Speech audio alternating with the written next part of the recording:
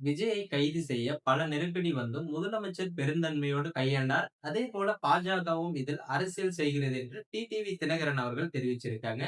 தஞ்சாவூர்ல பாத்தீங்கன்னா டிடிவி தினகரன் நேற்று பத்திரிகையாளருக்கு அளித்த பேட்டியில கரூர் துயர் சம்பவத்துல தமிழ்நாடு முதல்வர் பொறுப்பாக செயல்பட்டு வருகிறார். தமிழக அரசாக இருக்கட்டும், காவல்துறையாக இருக்கட்டும் சிறப்பாக தான் செயல்பட்டு வருவதாக தான் நினைக்கிறேன் எனவும் கூறியிருக்காரு. முதலமைச்சருக்கு யாரையும் கைது செய்ய வேண்டும் என்கிற எண்ணம் இருப்பதாக முதல் நாளில் இருந்தே தெரியவில்லை. ஆணையத்தின் அறிக்கை வந்த பின்புதான் இது குறித்து நடவடிக்கை எடுப்பதாக கூறியுள்ளார். 41 உயிர்கள் அநியாயமாக பலியான நிலையில எஃப்ஐஆர் போட வேண்டிய அவசியம் உள்ளது. கைது செய்ய வேண்டிய அவசியம் அரசாங்கத்துக்கு உள்ளது.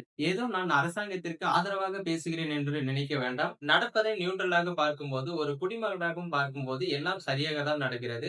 தமிழக வெற்றிக் கழகம் இதை திட்டமிட்டு செய்யவில்லை. இது ஒரு விபத்து தான். முதல்வர் சொன்னது போல் கட்சி நிர்வாகிகளோ, தொண்டர்களோ இறப்பதை யாருமே எதிர்கொள்ள மாட்டார்கள். ஆனால் விஜய் தார்மீக பொறுப்பேற்று இருந்தால் நீதிமன்றம் கூட அவர் மீது இவ்வளவு கண்டனங்களை தெரிவித்திருக்காது. பொறுப்பேற்று இருந்தால் ஒருவேளை பழி நம் மீது வந்து விடுமோ என அரசர்களோ அல்லது வழக்கறிஞர்கள் சொன்னதால் தான் அவர் அப்படி பேசியிருப்பாரோ என நான் நினைக்கிறேன் எனும் டிடிவி தினகரன் அவர்கள் கூறியிருக்காரு. இந்த விவகாரத்துல சீமான் ரொம்ப சரியா பேசியிருக்காரு. வழக்கம் போல அண்ணன் பழனிசாமி அந்த பதவி வெளியில் ருசி கண்டவர். இதற்கு ஆளுங்கட்சி தான் காரணம். இதில் சதி இருப்பது போல பேசிக்கொண்டே இருக்கிறார்கள். ஆடு நனையுது என்று ஓநாய் அழுவது போல் தமிழக வெற்றி கழகத்திற்காக இவர் வக்கீலை போல் வாதமிட்டு இருக்காரு. நம்ம ஊரில் சொல்லுவார்கள், வீடு பத்திக்கிட்டு எரியறப்போ சுருட்டுக்கு நெருப்பு கேட்ட மாதிரி அவர் கூட்டணி கணக்கு எல்லாம் பேசி வருகிறார். இப்போது விஜய் கூட்டணி பற்றி பேசுகிற மனநிலைமையில் இருப்பாரா? ஆனால் பழனிசாமி ஊர் ஊரா போய் கூவுவதை பார்த்தால் அவரை கூட்டணிக்கு வர வேண்டும் என்று நினைக்கிறார். எப்படியாவது ஆட்சிக்கு வர வேண்டும் என பழனிசாமி தலையில் நின்றாலும் இந்த முறை அவரை வீழ்த்தாமல் அமமுக ஓயாது. தமிழ்நாடு முழுவதும் எங்கள் தொண்டர்கள் அவருடைய ஓனை வேஷத்தை பார்த்து கொண்டுதான் இருக்கிறார்கள். துரோகத்திற்கு பெயர் பெற்றவர் தூத்துக்குடி ஸ்டெர்லைட் ஆலை விவகாரத்தில் 13 பேரை துப்பாக்கியால் சுட்டுக் கொல்லப்பட்ட போது அங்கு செல்லாமல் டிவி பார்த்துதான் தெரிந்து கொண்டதாக தெரிவித்தார். ஆனால் இந்த விஷயத்தில் முதலமைச்சர் உடனே சென்று விட்டார். இன்றைக்கு கூட நாங்கள் அரசியல் செய்ய விரும்பவில்லை. ஆனால் சில கட்சி தலைவர்கள் இந்த விஷயத்தில் அரசியல் ஆக்குவதை இந்த குடும்பங்கள் தொலைக்காட்சி பத்திரிகையில் பார்த்தால் எவ்வளவு வருத்தப்படுவார்கள். நம் வீட்டில் இறப்பு விழுந்திருந்தால் நம்மளை வைத்து அரசியல் செய்கிறார்கள் என்று எண்ணுகிற அளவிற்கு மிக மோசமான நிலையில் சில அரசியல் தலைவர்கள் பேசுகிறார்கள். இதில் என்ன சதி இருந்திட முடியும்? திட்டமிட்ட சதியோ எதுவும் இருக்காது. இதை வைத்துக் கொண்டு சிலர் அரசியலும் செய்து கொண்டிருக்கிறார்கள்.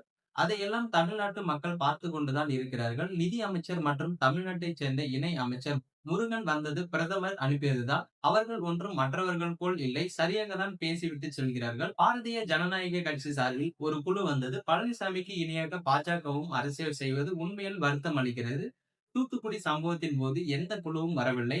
குழுவில் வந்தவர்களே கும்பமேளாவில் என்ன கருத்து சொன்னார்கள் என்பது எல்லோருக்கும் தெரியும். ஆனால் தயவு செய்து இந்த கொடிய துயர மரணத்தை அரசியலாக்க வேண்டாம். விஜய் புதியவர் தானே. அண்ணாமலை கரூர் சம்பவத்தில் பேசியது கூட எனக்கு வருத்தம் அளிக்கிறது. தொண்டர்கள் மேல் கை வைக்காதீர்கள் என விஜய் வெளியிட்ட வீடியோ அது அவருடைய அனுபவமின்மையை தான் காட்டுகிறது. முதல்வர் அதை பெருந்தன்மையாக எடுத்துக்கொண்டு போய்விட்டார். திருமாவளவன் வலியவர்களுக்கு ஒரு நீதி, எளியவர்களுக்கு ஒரு நீதி என பேசிய போது கூட நிதானமாக இருந்திருக்கிறார். நிறைய பத்திரிகையாளர்கள் அவருக்கு பிரஷர் கொடுத்தாலும் சரி, நீதிமன்றம் என்ன நடவடிக்கை எடுத்திருக்கிறீர்கள் என்று கேட்டபோது கூட நீதிமன்ற தீர்ப்புக்கு பின்பு கூட உடனே போய் கைது செய்திருக்கலாம். ஆனால் நிர்மல்குமார், ஆதவ் அர்ஜுனா எங்கே இருக்கிறார்கள் என்று கூட காவல்துறைக்கு தெரியாமலா இருக்கும்?